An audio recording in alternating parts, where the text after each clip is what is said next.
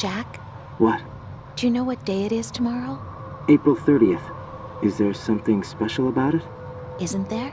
I can't remember. I'm sorry. Oh well, I'll keep trying till I hear the answer. I'm gonna let you go now, Jack. Take care. Welcome to MojoPlays, and guess what? Hideo Kojima occasionally misses the mark. I know. As a Kojima fanboy, this is basically sacrilege. But the guy throws a lot at the wall. Not everything's gonna stick. These are the 10 worst Metal Gear Solid characters. Remember, this is pretty subjective, so try not to feel personally attacked by my list. I still love you. I just don't love Dreban. Before we continue, we publish content all week long, so be sure to subscribe and ring the bell to get notified of our latest videos. Fatman, Metal Gear Solid 2, Sons of Liberty. Don't you terrible son. I used to hang around department store clock counters.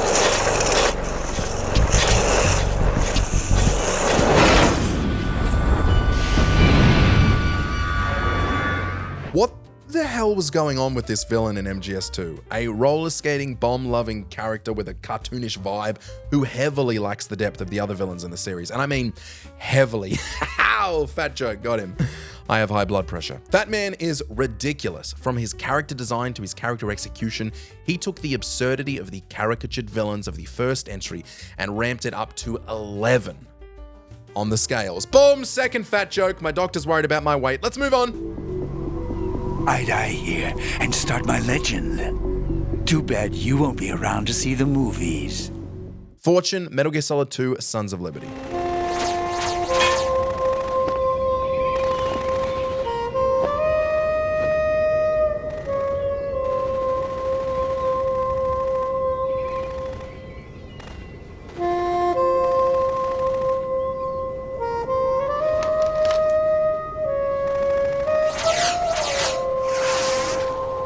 What the hell is that? It's not until right at this moment that I realized just how many entries on this list are from Metal Gear Solid 2, but unfortunately, Kojima was on something for sure. Fortune in Metal Gear Solid 2 is often criticized as a weak character due to her underdeveloped motivations and inconsistent writing. But it's even deeper than that. She's introduced with a unique gimmick. Bullets always miss her, which sets up intrigue, but her storyline never fully delivers and kind of cops out at the end. Her motivations revolve around revenge and loss, yet these emotions are told rather than shown, making her feel pretty one-dimensional. The reveal that her powers were manufactured rather than supernatural also undermines her mystique. It's just bad from beginning to end, and her boss fight is so annoying that she's cemented in MGS history as a total twat. Fortune, you and the rest of Dead Cell stand in for the Foxhound squad that Snake took on in Shadow Moses. You're the most impressive collection of freaks outside of Foxhound. Skullface, Metal Gear Solid 5, The Phantom Pain. You look well rested, big boss. My, how you've changed. Skullface was used far too much in the promo of this game. He was kind of set up to be the next Vamp, the next Psycho Mantis, the next Colonel Volgan. Instead, he's just some dude. Skullface in Metal Gear Solid 5 has crazy minimal screen time and a huge lack of meaningful development. Just like Fortune, his motivations are mostly explained through monologues rather than explored through action. Despite his intimidating presence, he rarely interacts with the protagonist, making his impact feel pretty hollow. His backstory is largely relegated to optional audio tapes, distancing players from him just a step further. Underutilized is the best way to sum up his whole character, and he suffers from the Kojima curse of exposition dumping through dialogue. Very boring. With an idea. Washington doesn't know how to spend money, he said. I'd like to redirect it. His goal was an organization dedicated solely, covertly, to supporting America. Strangelove, Metal Gear Solid Peace Walker. And who might you be? You. Dr. Strangelove, I presume. Strangelove in Metal Gear Solid Peace Walker is very fairly criticized for being poorly written and having an inconsistent character, and the game sometimes forces us to try to empathize with her, which is difficult with her molestation of Paz when applying sunscreen, and her attempted molestation when applying Miracle Cure to her chest. She's just f***ing gross. While introduced as a brilliant AI expert, her motivations are muddled, especially her obsession with recreating the boss's personality in an AI. Her interactions with Big Boss feel forced, with some dialogue borderlining on awkward or unnatural. Her whole character is just there to force the narrative in particular directions. Boss, is that you? I call it the mammal pod. Mammal pod? For my participation on the project, I demanded access to all information on the boss. Everything the CIA had. Nastasha Romanenko, Metal Gear Solid.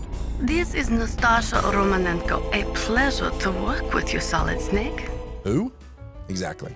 You know a character's bad when you can go through an entire experience of a game without knowing that they exist. Memorable characters you can interact with in Metal Gear Solid include the Colonel, obviously, Naomi, Miller, kinda, and Mei Ling, but much like Sigan in MGS3, Nastasha does not interject in any codec call in the main story, meaning you can play the entire experience without ever so much as hearing her voice. When you do call her, her character is dry, her explanations are dry, her vibe is dry. Nastasha is dry. It's a 45 caliber pistol with plenty of stopping power. It's also equipped with a LAM for nighttime combat. Dreban 893, Metal Gear Solid 4, Guns of the Patriots. Pretty sweet, huh? Oh, hold it. Watch where you pointing that thing.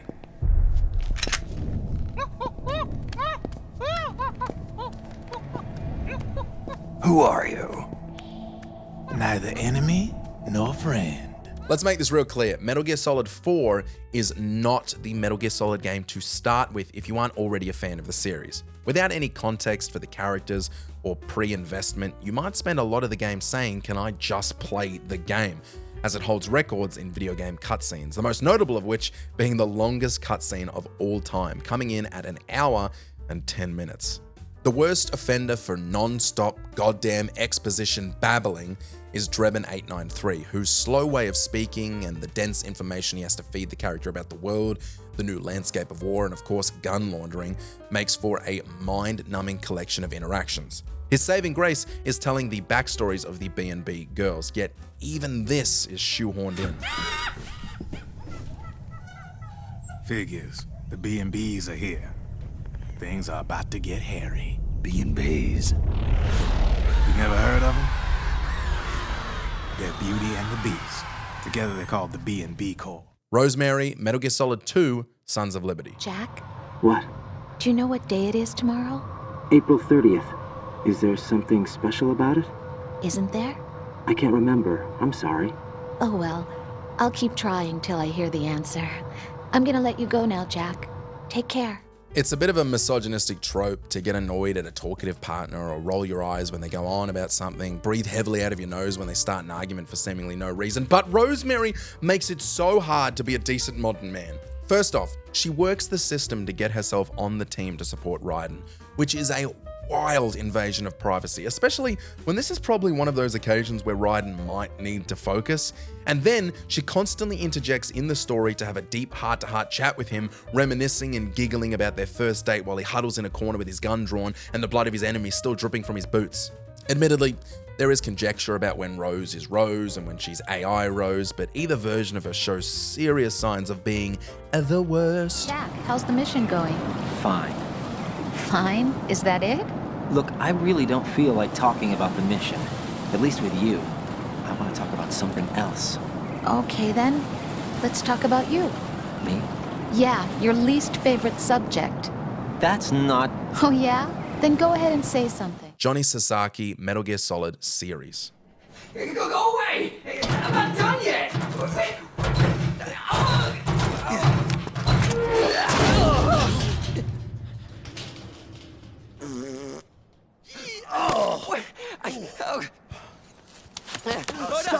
Stop right there! This is going to be a tough one for some folks because Johnny is one of those characters that you either love to death or hate to death. Either way, somebody wants him to death. While meant to provide comic relief, Johnny's repeated appearances grow stale over time thanks to his one-note personality and the overuse of the same jokes throughout the series. What's the joke, you ask? He's always got diarrhea. Yeah, most of the time he's actually got poop dripping from the back of his pants. Well done, Kojima, you really nailed the comedy on this guy. And this is coming from someone who loves poop jokes. You okay? Stomach pains? diarrhea. Ryden, Metal Gear Solid 2, Sons of Liberty. The hero of Shadow Moses? So that's why you changed my code name. Right, but he can't be the Solid Snake. Probably our last controversial entry comes in the form of Ryden in Metal Gear Solid 2. And I know this is controversial because I hated him and my brother loved him, and it caused quite the rift in our relationship. The most community backlash upon release and at the introduction of Ryden came because players expected to control Solid Snake, as the publicity material had implied. Instead, after a brief prologue, they were handed a new, unknown character with a very different demeanor. Ryden's youthful appearance, emotional vulnerability, and lack of battlefield experience clashed with Snake's hardened persona, frustrating fans. Even if you do love him, you have to admit he was very, very whiny. And if he wasn't fundamentally unlikable, why did they completely rebuild his character in Metal Gear Solid 4 to match Snake's hardened character? I'm just saying. Ryden. Ryden? Strange code name. Makes up for the boring one my parents gave me. Maybe I'll find out someday. Emma, Metal Gear Solid 2, Sons of Liberty. 3. Wait! What is it? Let me take off my glasses. You know, you should wear contacts. There's nothing wrong with my eyes. I wear them for show. Trying to be different from the other girls? No, it's not like that. I like glasses. And there's this guy I liked who used to wear them. Don't give me an annoying character and combine it with annoying gameplay. At least Ryden was fun to play as. Emma Emmerich in That's Right, Metal Gear Solid 2 was disliked by many players due to her slow escort-style gameplay segment and emotionally awkward presence. Her section of the game forced players to protect and guide her through a dangerous area, which many found tedious and frustrating. Additionally, her voice acting and overly sentimental interactions, particularly with Otacon, her stepbrother, came across as melodramatic and super creepy. Her backstory was tragic, but her limited screen time and sudden importance to the plot felt crazy unearned. And by the time she died, spoiler alert, I couldn't have given two f***s. I'm here. Got the disc. Did you enjoy this video? Check out these other clips from MojoPlays and be sure to subscribe and ring the bell to be notified of our latest videos.